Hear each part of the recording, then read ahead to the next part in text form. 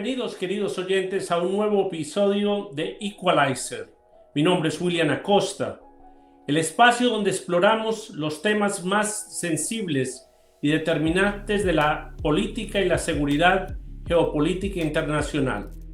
Hoy nos honra la presencia del profesor Hugo Achá, investigador en crimen transnacional organizado, quien pertenece al Centro Europeo de Estudios de Seguridad del Instituto George C. Marshall, una asociación que reúne a destacados especialistas de Alemania y Estados Unidos en el análisis de la prevención de amenazas globales. Junto a él vamos a profundizar en las dinámicas del crimen organizado, tanto en Euroasia como en Latinoamérica, y cómo impactan en la seguridad regional y la seguridad de Estados Unidos, y qué desafíos plantean las instituciones democráticas y el orden internacional. Bienvenido, profesor Hugo Achá.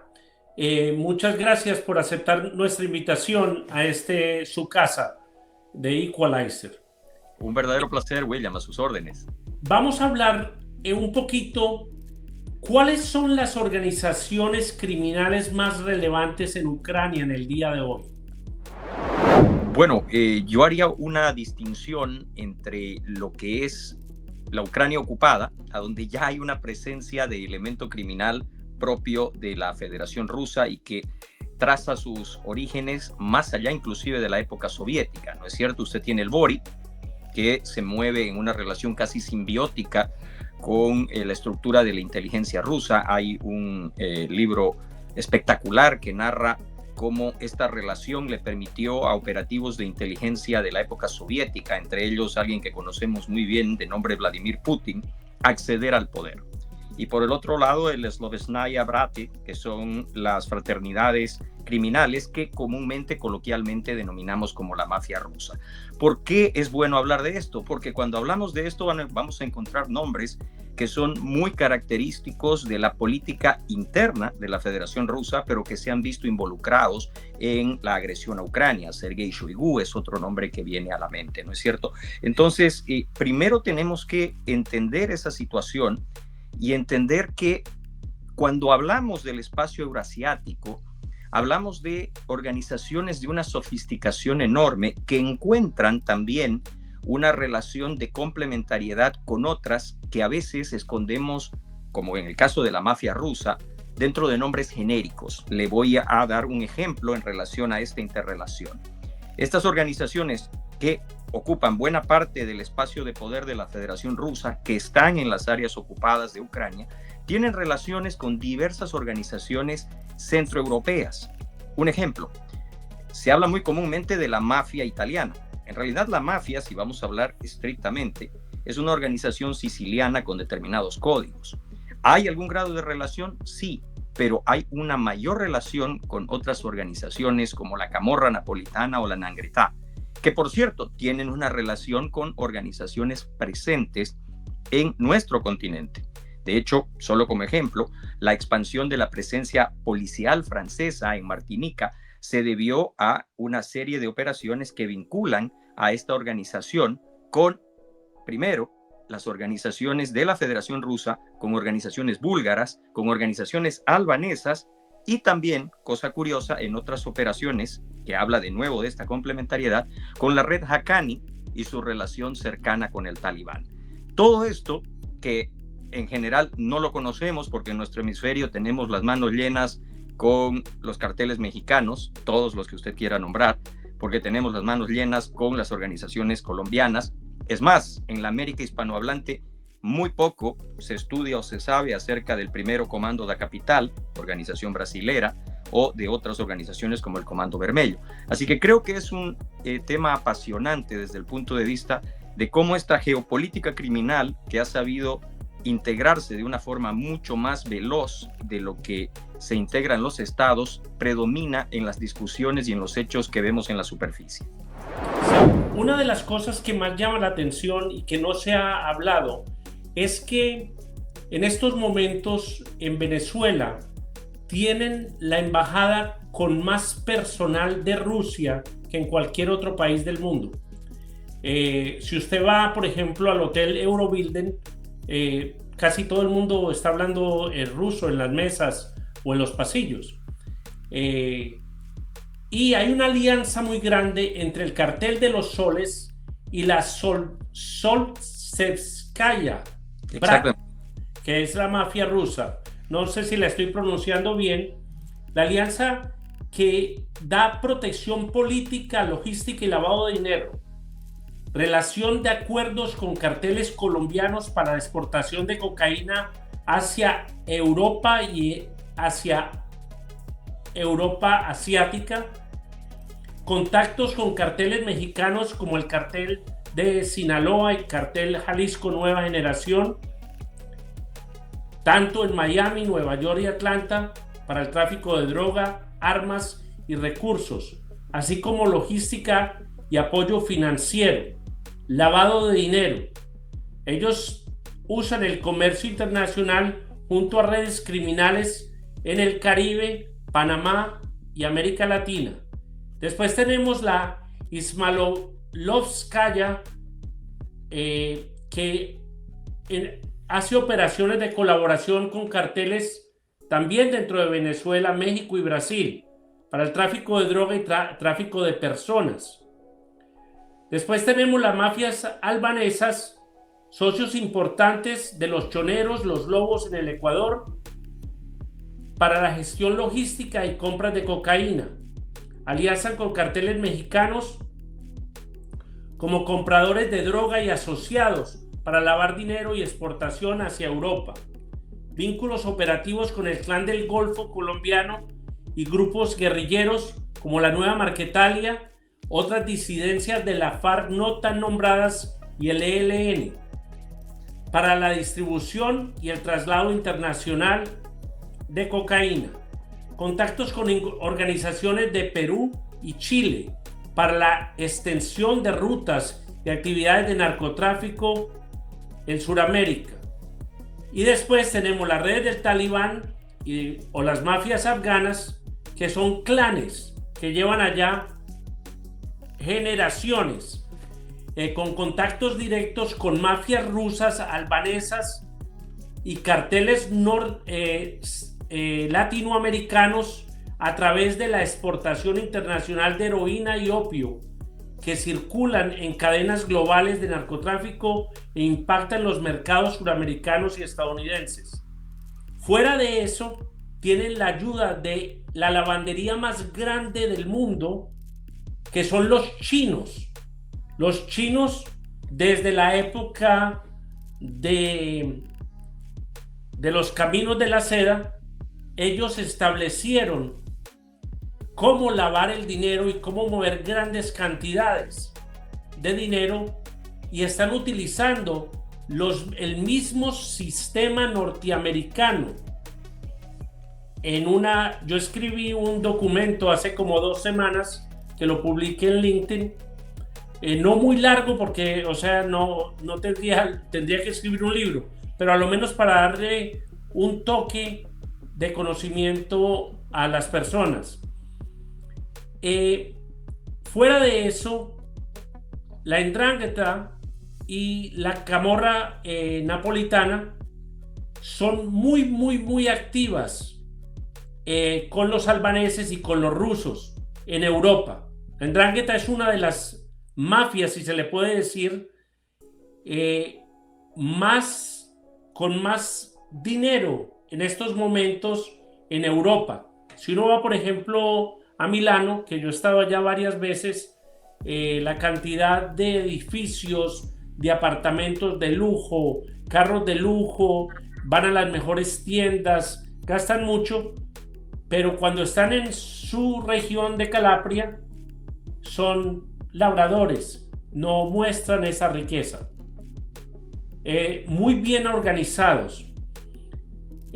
Yo pienso en estos momentos, profesor, que mientras está Estados Unidos concentrado en la guerra del narcoterrorismo en Latinoamérica por causa del Tren de Aragua el cartel de los soles, siendo el Tren de Aragua un praxi o un ejército privado del cartel de los soles,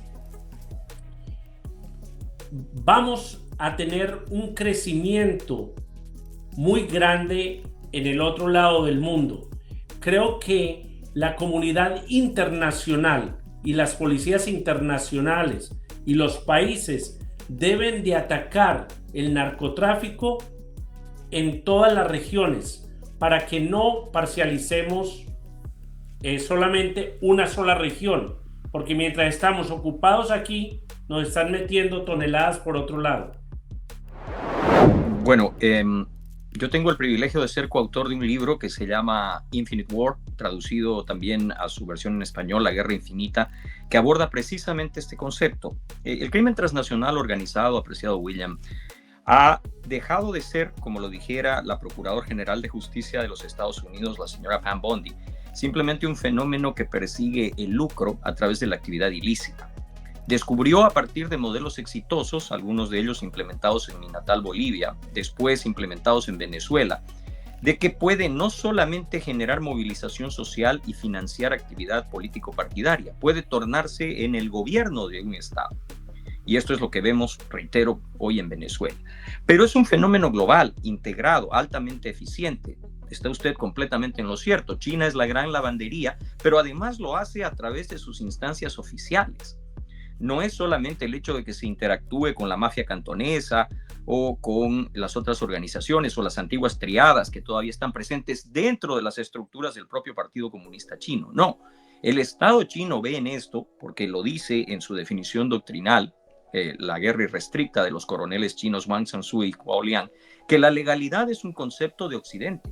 Es una barrera inventada por Occidente para impedir a la China alcanzar sus objetivos estratégicos. Una aproximación similar está contenida en lo que erróneamente, pero comúnmente se ha venido en denominar la doctrina Gerasimov, la idea que tiene la Federación Rusa de la guerra multinivel.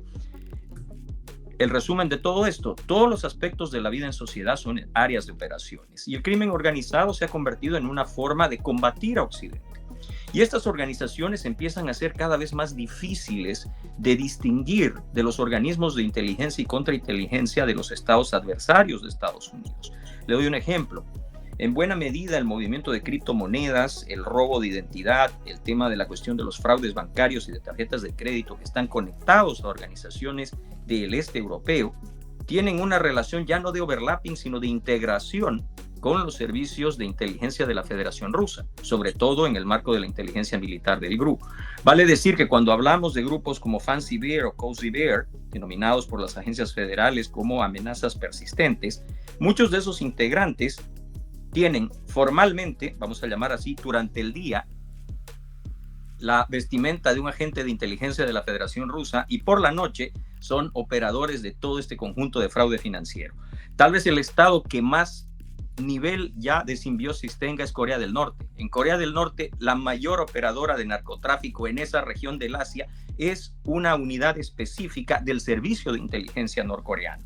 Entonces, tenemos que entender este fenómeno, tenemos que entender que lo que sucede en el Caribe, importante, que tampoco se está viendo en toda la escala, porque nos estamos concentrando en el cartel de los soles, querido William, y no entendemos ni siquiera cómo es que surgió. No entendemos cómo es que se formó el Tren de Aragua, no entendemos el rol de Cuba en la región, no entendemos que para que se forme el PCC, que es la mayor organización criminal en nuestro hemisferio en números puros, cantidad de integrantes, que supera a las FARC, que supera al ELN, y sin embargo no aparece en el radar evidente a menos que usted se adentre en la triple frontera o vea lo que sucede en Bolivia, Paraguay. El fenómeno es el mismo, una formación estructural. El concepto a través del cual, por ejemplo, se forma Marco Antonio Camacho Herbas, líder del PCC, que es instruido por Mauricio Hernández Norambuena, un guerrillero chileno, miembro de una organización radicalizada y que fue entrenado en La Habana. Es el mismo modelo que en las cárceles de Tocuyito y Tocorón hace al surgimiento del Tren de Aragua. Entonces, estamos hablando de fenómenos que se integran. Yo pienso de que usted tiene razón. No podemos permitirnos una distracción, pero tampoco podemos dejar de entender de que aquí viene otro componente.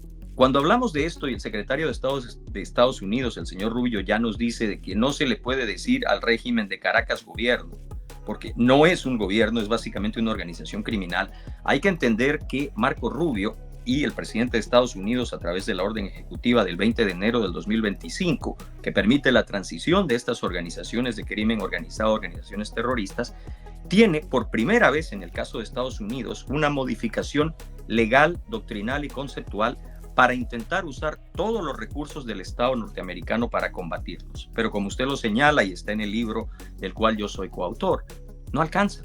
Si todos los países de Occidente no entienden el fenómeno, no entienden que tienen que cooperar, no entienden que no se están enfrentando a fenómenos puramente de naturaleza penal criminal, vamos a tener problemas y claramente vamos a tener la posibilidad de que estos fenómenos, estas organizaciones sigan avanzando en la toma efectiva de territorio, de espacio político, de espacio de opinión, de generación de narrativas y de manejo de opinión pública.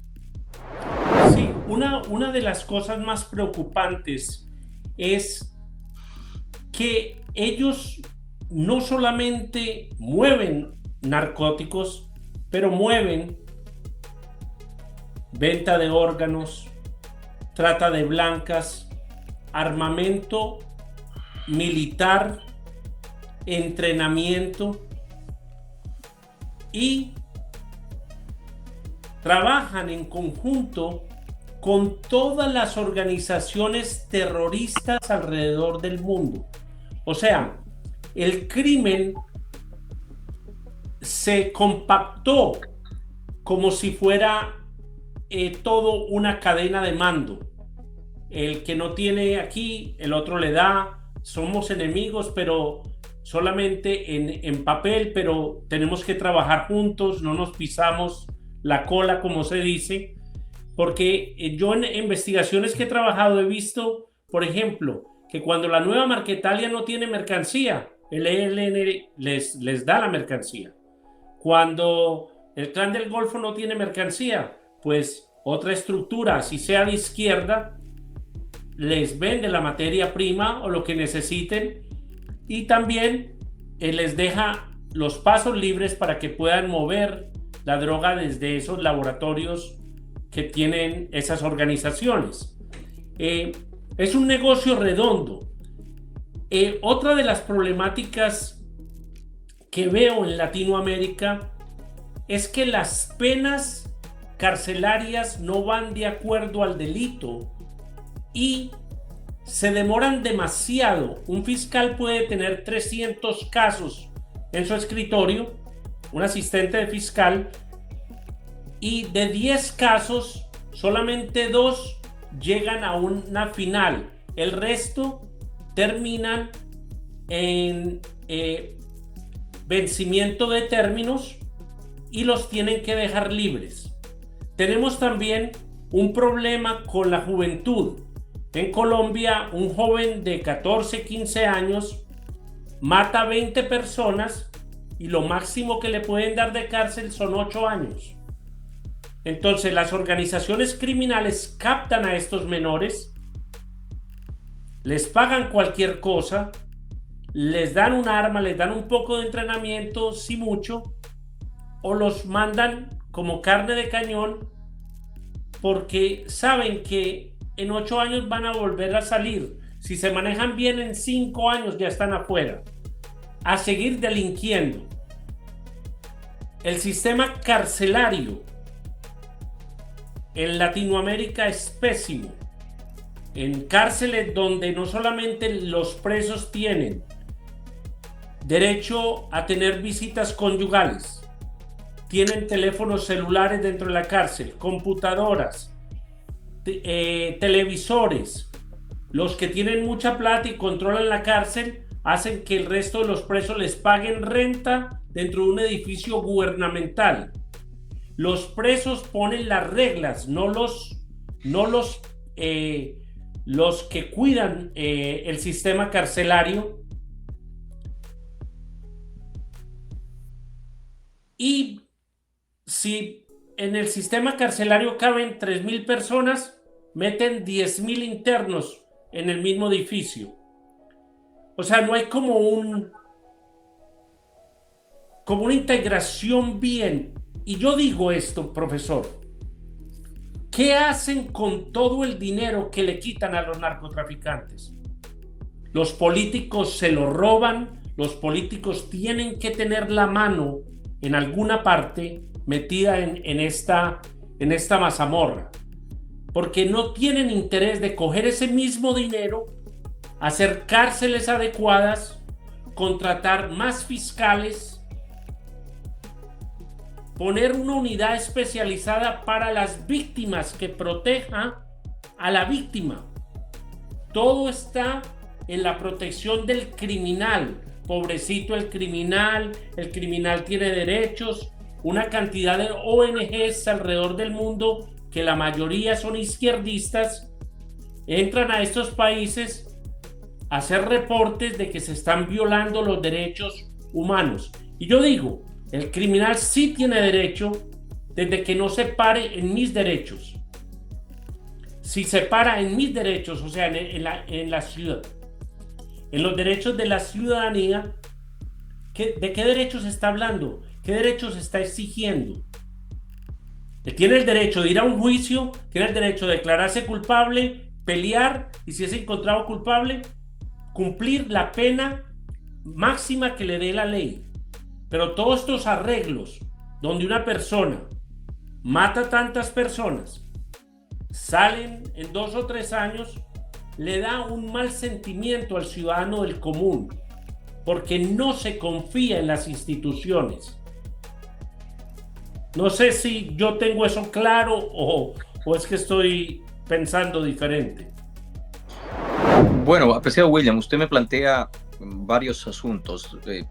Dividamos esto en 3. Primero, el tema de la cuestión que toca el punto de la diversificación del crimen organizado. Estudios serios hablan de que, dependiendo de la fuente, hoy día la economía ilícita en el mundo mueve entre 1.6 y 2.2 trillones de dólares al año. Eso es más o menos el 5% del Producto Interno Bruto global. Es alucinante pensarlo desde el punto de vista de las cifras. Es más que el Producto Interno Bruto de muchos estados, ¿no es cierto? En ese sentido, el narcotráfico y la trata y tráfico de personas, que van en primer y segundo lugar respectivamente, generan cantidades exorbitantes. La trata y tráfico de personas, solo como ejemplo, segunda actividad más lucrativa, genera 253 billones de dólares, solamente superado por el narcotráfico anualmente. ¿Qué pasa desde ese punto de vista? La forma en la que se articula está muy bien estructurada y muy bien pensada. Aludía usted al tema de la cuestión del uso de los menores. Yo he visto documentos de distintas organizaciones criminales, por ejemplo en El Salvador, en Colombia, que son manuales muy similares a los que puedo ver en mi función docente con las Fuerzas Armadas de los Estados Unidos, con la diferencia de que ahí se instruye a reclutar a individuos lo más jóvenes posibles, inclusive en un análisis a donde se debe procurar el reclutamiento por debajo de los 10 años de edad, por el tema de la carencia de una referencia para distinguir lo correcto de lo incorrecto, el tema de la desensibilización del individuo. ¿Esto es nuevo? No, se vio en el caso de los denominados niños soldados en los conflictos africanos y en la guerra civil salvadoreña, pero ahora se lo convierte en una herramienta de carácter industrial. Es más, se estudia de una forma tan eficiente, ahora vamos al tema de las estructuras legales, de que se determina que en ciertos países la edad de la imputabilidad empieza a partir de los 16 años. Entonces se recluta a menores lo más jóvenes posibles para actuar como soldados del tráfico, soldados de la eliminación de adversarios, sicarios o sicaritos, como se los denomina en algunos lugares. Y por el otro lado se los coloca bajo el cuidado de adolescentes que, no llegando a la edad de imputabilidad, tienen una especie de capacidad de mando, de comando y control sobre estas estructuras. El daño social es enorme, porque después la reinserción de esos individuos es una gran interrogante que recae sobre el costo de la sociedad. Y por cierto, se aprovecha todo lo que usted ha dicho, se aprovecha del hecho de que ese menor en muchos casos tiene un alto grado de leniencia, un grado de tolerancia y un grado de protección en la mayor parte de los países, sobre todo en Occidente. Y otro tema que es extremadamente complicado de lo que usted acaba de señalar es el tema de la cuestión carcelaria. Nombres que se me vienen a la mente rápidamente: Palmasola en Santa Cruz de la Sierra, Tacumbó en Asunción del Paraguay, el antiguo presidio de Carandirú, lo que fuera Lurigancho en el Perú, y podemos seguir hablando de la catedral en Colombia, de lugares que de cárceles solamente tenían o tienen el nombre y que se convierten en centrales de mando para la actividad de crimen organizado, ¿no es cierto? Capacidades de comunicación, capacidades de interferencia, capacidades de vigilancia electrónica, capacidad de monitoreo, capacidad de fiscalización, todo concentrado en lo que debería ser un lugar de cumplimiento de condena y de rehabilitación. ¿Cómo resolver esto? Yo creo que empezamos nuevamente a lo que ha significado la orden ejecutiva del presidente de los Estados Unidos. Si no reconocemos que el crimen organizado hace mucho ha abandonado el campo puramente penal criminal, estamos en problemas. Estamos en problemas porque sobrecargamos un sistema ya afectado por la carencia de recursos, sobre todo en América Latina. La depauperación de los presupuestos públicos es una constante.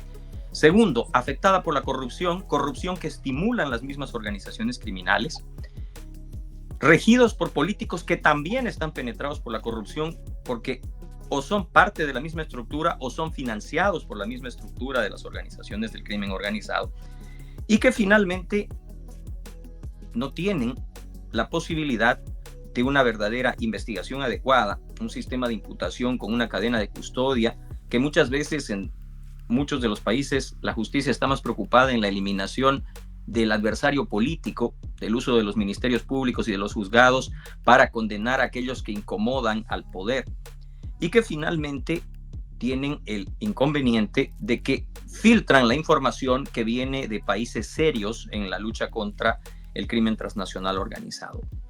¿Cómo abordar esto? Se puede encontrar una respuesta y se puede caer en el facilismo y decir: hay que adoptar el modelo salvadoreño. Yo soy muy cuidadoso a la hora de analizar esto porque las soluciones tienen que ser más integrales. No pasa únicamente por el tema carcelario o únicamente por la reforma policial.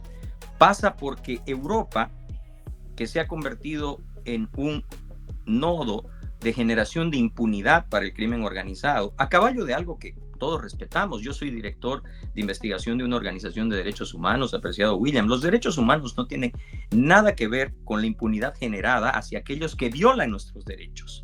Eso lamentablemente ha sido una herramienta de naturaleza política y de discurso, ¿no es cierto? Yo veía recientemente, para hacer una referencia muy cercana, a el presidente de la República Federativa del Brasil, el señor Luis Inácio Lula da Silva, muy suelto de cuerpo, criticando al presidente de los Estados Unidos y hablando del autoritarismo y del fascismo y de muchas cosas. Volvamos un poco para atrás. El señor Luis Inácio Lula da Silva es un reo sentenciado en primera instancia que, merced a una interpretación bastante antojadiza de la ley, termina siendo habilitado para un periodo de gobierno al que no debería haber accedido, severamente cuestionado con temas de corrupción. Lo mismo sucede en la Argentina. En la Argentina hay una elección en la provincia de Buenos Aires, se habla de la derrota electoral del presidente Javier Milei y nadie se pone a analizar que muchos de los actores políticos que operaron para generar la posibilidad de este revés electoral están pesadamente involucrados en investigaciones que van desde corrupción neta y pública, malversación de fondos públicos, hasta narcotráfico. Entonces, es un problema que, por lo menos desde el punto de vista de una señal, tiene algo muy positivo, esa orden ejecutiva que reconoce primero que el crimen organizado se ha constituido ya en una amenaza a la seguridad estratégica de los Estados Unidos y de que por su accionar ya tiene más que ver con el terrorismo que con la actividad ilícita pura. Las soluciones pasan por decisiones en el ámbito de lo político. Solamente como referencia, apreciado William, yo trabajo este tema, quisiera decirle a una escala global, pero la verdad es que no alcanza ni mis capacidades ni los pocos recursos de los cuales dispone la organización a la cual me debo. Pero por lo menos en América Latina y en Europa logramos acumular información e inclusive en muchos casos advertir. Yo recuerdo 5 años atrás reuniones en los países del Báltico y Polonia cuando advertíamos del tema de la intensificación de la presencia de organizaciones de crimen organizado del hemisferio occidental en Europa, sobre todo en la región del Báltico, y el escepticismo con el que fuimos recibidos. Querido William, hoy día nadie de las personas con las cuales yo tengo una contraparte y un diálogo, hoy día se sorprenden. Hace escasos días, una unidad de fuerzas especiales del GROM, de las Fuerzas Armadas Polacas, en una operación que se pensaba podía ser una infiltración rusa, termina descubriendo un laboratorio de fentanilo en la frontera con Alemania, con más de 600 kilos de narcótico ya procesado, más de 3 toneladas de precursores y guarnecido por 3 soldados del cartel de Sinaloa. O sea, imagínense de lo que estamos hablando, porque para que estén allí, volvemos a el comienzo de este diálogo. Hay una integración. Esa gente está produciendo esos narcóticos que después van a ser vehiculados por organizaciones del lado euroasiático, por organizaciones del lado centroeuropeo, y que van a mover después esos recursos por una banca, por un sistema muchas veces vinculado a estados, donde van a encontrarse con facilidad los nombres de China, de la Federación Rusa, de Irán, de Venezuela y de otros estados tomados por este fenómeno. Sí, yo he escrito en varios artículos los últimos 2 años, y yo siempre digo que el narcotráfico internacional no funciona sin el aval de los gobiernos mundiales. No funciona sin la corrupción institucional dentro de las aduanas, dentro de los puertos, dentro de las policías, dentro de las agencias de inteligencia, dentro de los ejércitos y dentro de los mismos gobiernos. Es algo que se pudo comprobar cuando la pandemia se cerró la frontera y no entraba nadie y no salía nadie. ¿Y por qué cuando se acaba la pandemia ya sí la frontera es porosa? ¿Por qué cuando se acaba la pandemia hay un movimiento de cantidad de mercancía ilegal que se pudo controlar durante los 2 años de pandemia? Entonces, yo creo que el querer es poder, y le pagan unos sueldos tan grandes a muchos de estos genios que no sé de dónde los sacan. Son genios en su propio mundo, yo creo. Y yo critico mucho porque se dan golpes de espalda en sus propios discursos, o se dan condecoraciones entre ellos mismos, esas sociedades tan cerradas.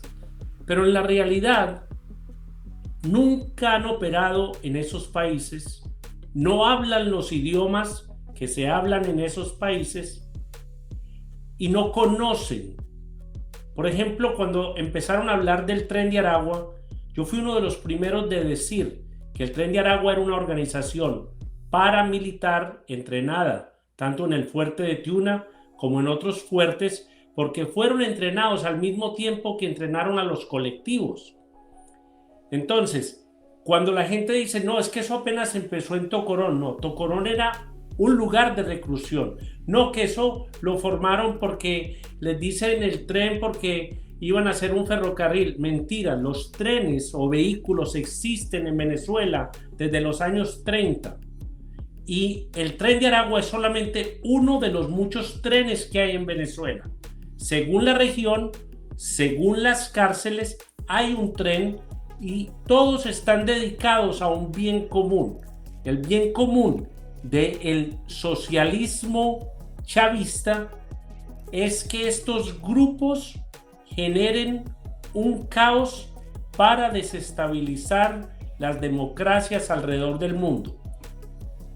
Cuando yo dije eso, se me vino todos los colegas encima, porque ellos estaban mirando a niños de 13 y 14 años montados en motonetas, robando cadenas y teléfonos celulares, cuando yo sé que el Tren de Aragua mueve millones, no solamente en la minería ilegal, el narcotráfico, la trata de personas, la inmigración ilegal en Latinoamérica, Centroamérica, hasta desplazaron a los coyotes mexicanos. Y les dije, van a entrar a Europa porque los venezolanos no necesitan visa para entrar a España, y ya estando dentro de España con un pasaje de 400 o 500 dólares, ya se movilizan por toda Europa, y así está pasando. cuando despierten las autoridades europeas, ya va a ser muy tarde, porque no han visto la criminalidad que pueden traer estos sujetos a una sociedad que sí ha visto crimen de organizaciones islámicas, ha visto terrorismo, de bombas, pero no ha visto un crimen tan personal, donde entran a un negocio, te extorsionan, tienes que pagar una vacuna semanalmente, el taxista tiene que pagar semanalmente, el que maneja el bus tiene que pagar. Y si no pagas, empiezan ya a descubrir cuerpos descuartizados por toda Europa. Ellos se enfrentaron hace varios años en la frontera en Cúcuta, en las trochas, con el ELN, y le dieron pelea al ELN, que es un ejército que ya lleva muchos años combatiendo contra el ejército colombiano y contra otras organizaciones. Entonces, estamos mal enfocados. La otra cosa es esta, y yo quiero que analicemos esto. Cuando uno nace, uno no tiene ningún documento.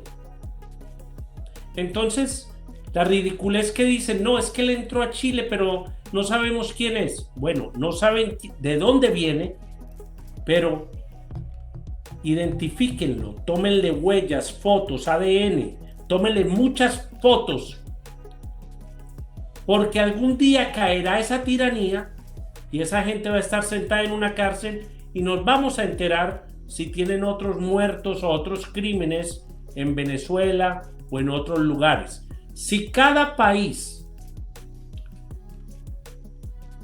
coge y identifica a estos individuos cuando entran a esos territorios y se forma un gran sistema computarizado para compartir información y no retenerla por la envidia que hay entre países, compartirla, podríamos combatir este flagelo de estas organizaciones que se mueven como perro por su casa. Porque, por ejemplo, yo le doy un ejemplo. La gente que no comete crímenes entra a los aeropuertos mundiales diariamente. ¿Quién tiene acceso a esa información? Solamente el gobierno que controla ese aeropuerto. No lo comparten con nadie. Entonces, ¿de qué sirve tener todas esas fotos, todas esas huellas, si nadie lo puede acceder? Si solamente la gente que está haciendo una investigación puede entrar, si es que tiene el código para entrar a la computadora, porque no todos los agentes tienen ese acceso.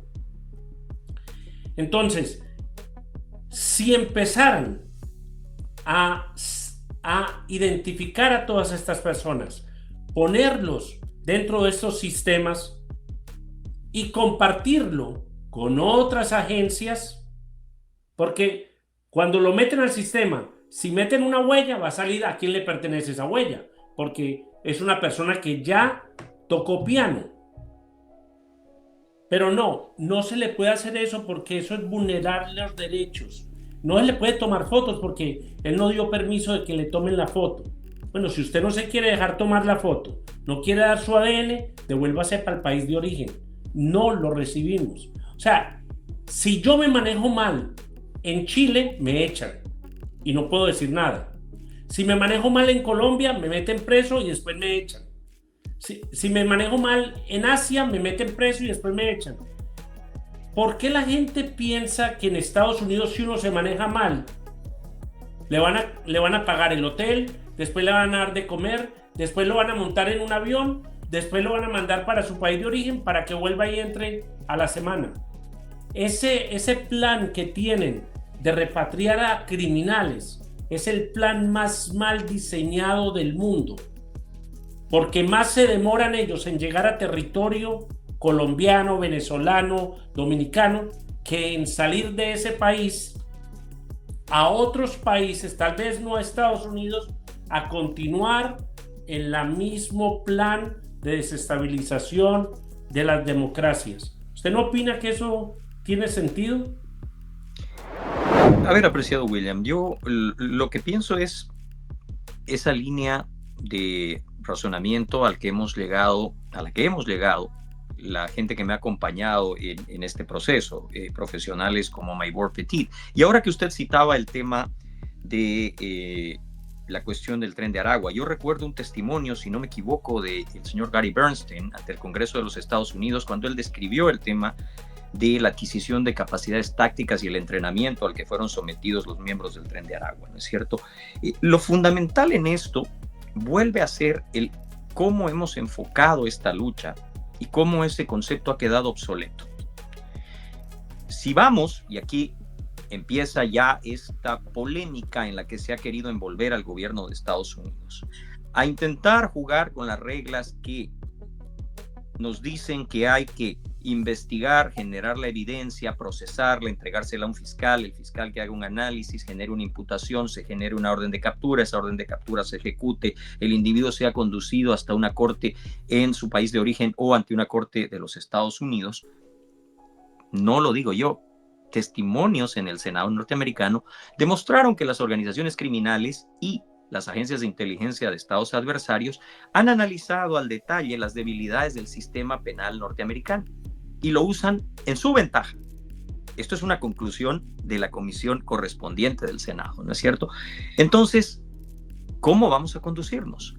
La orden ejecutiva, que reitero es importante, y todo lo que en ella se menciona, el Immigration and Nationality Act, el tema del acta de poderes excepcionales en materia económica, las órdenes ejecutivas derivadas de los ataques del 11 de septiembre generan un marco operativo, a donde el integrante de estas organizaciones ya debe dejar de ser tratado como simplemente un ciudadano que ha cometido una infracción y pasa a ser considerado un combatiente enemigo, como lo fueron los integrantes de las organizaciones terroristas y lo siguen siendo en el marco de la lucha contra el terrorismo. Para hacer eso se necesita primero voluntad política, algo que la actual administración hasta ahora viene demostrando. Pero no puede hacerlo sola. No puede hacerlo sola porque lo que usted está diciendo tiene que ver con algo que es también a la vez profundo y alarmante. Mientras los Estados Unidos hace esto, la presidenta de México, el presidente de Colombia, están diciendo de que en el marco de ese otro contenido discursivo y escudándose en supuestas defensas de soberanía o de derechos humanos, que interferirían con la labor de las fuerzas de los Estados Unidos para neutralizar organizaciones ya definidas como organizaciones terroristas. Expresiones similares se han escuchado a partir del gobierno de España. Entonces, tenemos que ponernos en una situación de claridad, no solamente moral o ética, legal y política. Y hablo de la política de Estado, porque no puede ser, si no queremos hablar de nuestra región solamente, y usted tiene razón, hay que abrir este análisis, hacerlo mucho más inclusivo desde el punto de vista global. ¿Cómo podemos tratar hoy día, desde este punto de vista, un gobierno español que no solamente hace esto, usted sabe perfectamente, se ha negado a firmar el compromiso de incrementar su gasto en defensa para fortalecer las capacidades de la Organización del Tratado del Atlántico Norte, pero que obstaculiza en buena medida esta lucha porque tiene una relación con las organizaciones criminales de nuestro hemisferio y sobre todo muy notoria con lo que es el régimen de Caracas, hoy día definido como el Cartel de los Soles, con el que son uno y lo mismo. Es alarmante pensar que un miembro de la OTAN, que se sienta en Bruselas a compartir inteligencia, está profundamente penetrado en todos los niveles del Estado por una organización criminal. Entonces, si no hay una comprensión de eso, todo lo demás viene junto. Todo lo demás viene junto porque generamos impunidad, William. Generamos impunidad desde lo político hasta en el operador que, llevando a cabo acciones ilícitas, espera que la saturación del sistema o las dificultades de un fiscal, usted lo sabe muy bien. Los fiscales en Nueva York, y no hablo solamente de los fiscales federales, los fiscales del Estado, están sobrepasados por la cantidad de casos, están sobrepasados por todo el tema desde el punto de vista de la carga de trabajo y los recursos a su disposición. ¿Cuántos de estos casos se deslizan por las grietas del sistema y permiten esa regeneración de la que usted habla? No solamente desde el punto de vista de la deportación, que permite la diseminación de estos elementos, sino de que muchos de los casos caen en la impunidad, y la impunidad es el caldo de cultivo para que este fenómeno se reproduzca y crezca. Sí, si usted se dio cuenta cuando Diosdado Cabello estaba recibiendo a una parte de los criminales, porque no todas las personas que fueron deportadas tenían los mismos cargos, pero a sus soldados los recibió como héroes, o sea, como que hubieran llegado otra vez los hijos a la patria. Y ahora hay una problemática que no se escucha por la censura que hay en Venezuela de la prensa, de la criminalidad dentro de Venezuela, donde se ha disparado toda clase de crímenes dentro de Venezuela. O sea, porque necesitan recuperar capital para seguir moviéndose alrededor del mundo. Lo triste de todo esto es que todo tiene un denominador común, y es el socialismo. No sé si es que los zurdos se limpian diferente a como yo me limpio, pero ellos donde se paran ensucian lo que tocan. Es como que tuvieran esa mano sucia. Todo lo que tocan lo convierten en excremento. El señor Gustavo Petro, yo escribí un artículo que está siendo publicado, yo creo hoy o mañana, va a salir en Fingurru, donde yo explico dentro de su gabinete, él escogió a ex miembros del M-19 para estar en cargo de la inteligencia colombiana, el DNI. Uno de ellos hizo un desfalco grandísimo y apenas lo iban a arrestar, alguien lo ayudó a salir y está viviendo en Nicaragua. Se sabe que está en Nicaragua. Entonces, Petro tiene a su hermano.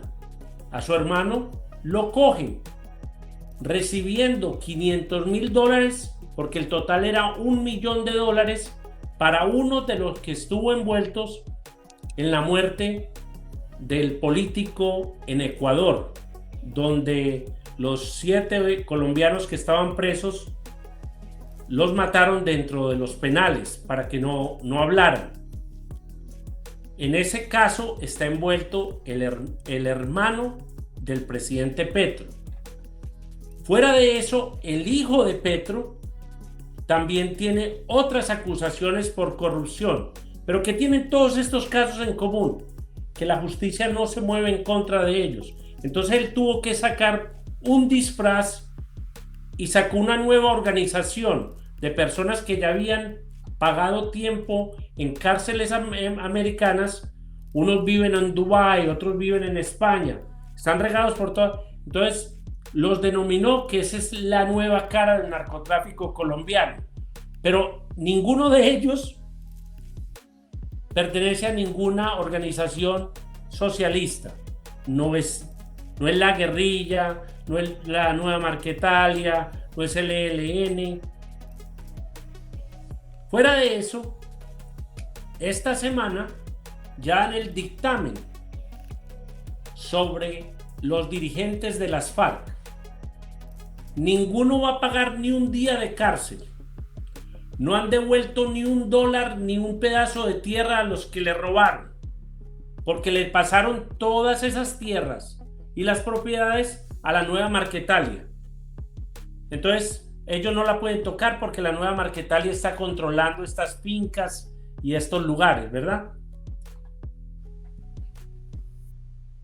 ¿Por qué sí funcionó cuando el presidente Uribe mandó extraditados a todos los jefes paramilitares que también habían negociado con el gobierno? Pero ¿por qué nadie habla de por qué eso no funciona con la izquierda? ¿Por qué no los montan en aviones si es que Colombia no tiene la pureza para llevar a criminales a la cárcel, para que los manden hacia Estados Unidos, que también aquí hay acusaciones contra ellos? Se escondieron detrás de una negociación que hicieron en La Habana, donde Timochenko, que fue uno de los que articuló las negociaciones con Hugo Chávez y con para formar el cartel de los soles, de las armas por cocaína, en la mitad de los años 90. ¿Por qué es que la JEP mete presos a generales, a coroneles, a gente de la policía y todo, pero ningún caso en contra de ningún efectivo de una de estas organizaciones terroristas? O sea, el mismo Estado forma estas organizaciones con la bendición de los mismos que van a ser juzgados. O sea, ellos escogen quiénes van a ser los jueces, quiénes van a ser los fiscales, qué pueden decir, qué no pueden decir. Y si quieren se presentan, si no quieren no se presentan. Si se van para el monte y vuelven, lo reciben. O sea, es una charla, una burla total de un sistema. A mí me parece, apreciado William, que eso es una cuestión que está dentro del diseño conceptual. No voy a entrar en el detalle, pero desde el libro de Joseph Douglas, Red Cocaine, fue una situación estructurada, una estrategia diseñada por la Unión Soviética, que después fue replicada a través de distintos organismos de inteligencia. En América Latina, el alumno aventajado fue la inteligencia de Cuba. Gran parte de lo que usted está definiendo vino a partir de la presencia de La Habana, cuyos, vamos a llamar así, rastros, cuyas huellas digitales están en casi todas las organizaciones a las que usted ha mencionado y que desgraciadamente permean también en buena parte a los partidos políticos que se han beneficiado convirtiéndose en gobiernos. Volvemos al principio de este diálogo. El problema fundamental es que el crimen organizado ha descubierto de que no es suficiente con el control de la actividad ilícita, no es suficiente con el control institucional, no es suficiente con el control territorial y han decidido que se van a tornar en gobiernos. Todo hay que decirlo, han sido lamentablemente exitosos. Ojalá que esta reacción de los Estados Unidos genere una conciencia y una reacción global que nos permita enfrentar el fenómeno. Hablando de Cuba, hablemos un poquito de la GAESA, del Grupo de Administración Empresarial y Sociedad Anónima, que para mí es otro cartel disfrazado dentro de una organización del Estado cubano que trabaja muy cerca, y nadie lo ha mencionado, con el cartel de los soles. Apreciado William, el tema de Cuba es complejo. Creo que nos ameritaría y tendría el placer de tener con usted otro problema de análisis en un programa completo. Si vamos a hablar de lo que hoy día es GAESA, tenemos que remontarnos a lo que fue el acuerdo entre Roberto Suárez y Fidel Castro, a la estructuración de lo que se llamaba la división, el departamento que los mismos agentes de inteligencia cubanos llamaban marihuana cocaína, que era el de moneda convertible. El de moneda de lo que fue la causa número 1 y número 2, la ejecución de Ochoa, de lo que es el testimonio de Leder, que dice que después de la salida de escena de Roberto Suárez, los carteles colombianos se benefician del mismo acuerdo, de lo que sucede a partir del desplazamiento no estratégico, sino conceptual hacia Venezuela, que es la génesis de lo que hoy día conocemos como el cartel de los soles, de la estructuración de gobiernos como el de Evo Morales en Bolivia, de cómo ese fenómeno a través de la corrupción penetra el Brasil, penetra la Argentina y le permite a La Habana un nivel de control doble. Por un lado, a partir de los partidos políticos, por el otro lado, a partir de las organizaciones del crimen organizado. La Habana es una de estas situaciones que a caballo de la cortina ideológica que se ha impuesto, por ejemplo, en la Academia Norteamericana, no se analiza en su justa medida y sigue ejerciendo un control que hace el riesgo a esta seguridad estratégica a la que alude el gobierno norteamericano, una situación todavía más vigente, todavía más seria.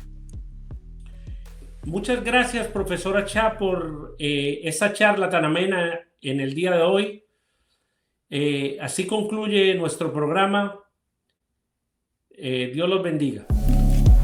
Con esto llegamos al final de este episodio de Equalizer. Le agradezco profundamente al profesor Hugo Achá por compartir con nosotros su experiencia y conocimiento sobre un tema de tanta relevancia para entender los riesgos del presente y futuro. También quiero agradecer a ustedes, nuestra audiencia, por acompañarnos y los invito a que nos sigan en YouTube, en X y en la plataforma de Instagram. También en mi programa todos los jueves a las 6:30 hora del este en TPC Radio Libertaria. Quiero también agradecer al equipo de producción, porque sin el apoyo de ellos este programa no sería posible.